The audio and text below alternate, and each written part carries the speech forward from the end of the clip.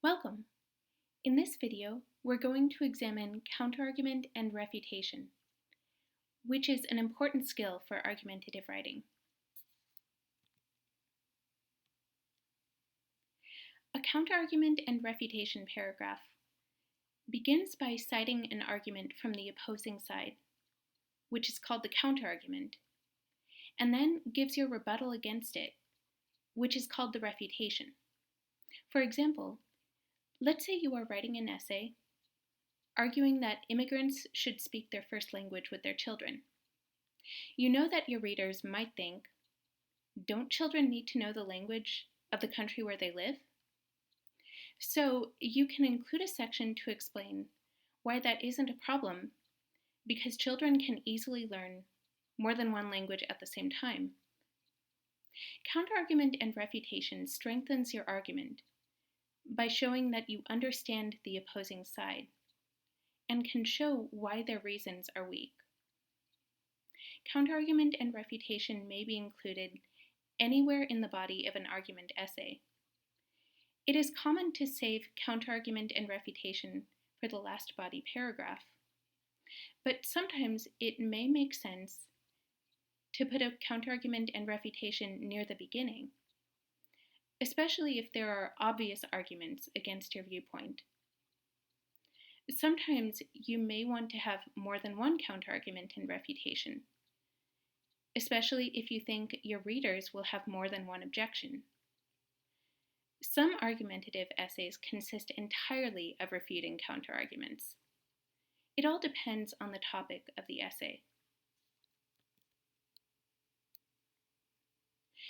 Now, let's look at the different parts of a counterargument and refutation paragraph. The first part is the counterargument. This is where you explain one reason why people may disagree with your opinion.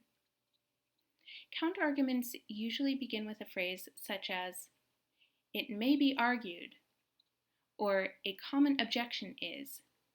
For example, if you are arguing that immigrants should speak their first language with their children, you might introduce a counterargument by saying, "It may be argued that immigrants should not speak their first language because their children need to learn the dominant language of their country." This wording makes it clear that you are not giving your own opinion. You are talking about the opposite viewpoint. After explaining the counterargument, you may include a section called a concession, which explains if a counterargument is partly correct. This may begin with a phrase such as, "It is true that," for example, you could say, "It is true that children must learn the majority language." This shows that you can find common ground with your opponents, even though you do not completely agree with them. It's a good way to encourage them to listen to your perspective. Finally, the most important part of a counterargument and refutation paragraph is the refutation. This is where you explain why the counterargument is flawed. The refutation may begin with a phrase such as, "However," or "the problem is." For example, you might say, "However, children will easily pick up the majority language by hearing it from school and from friends, even if it is not spoken at home." Then you can explain this point in more detail and provide evidence to support it. This is the most important part of a counterargument and refutation paragraph, because it is the part that supports your thesis. The ultimate goal of a counterargument and refutation is to strengthen your thesis, not weaken it.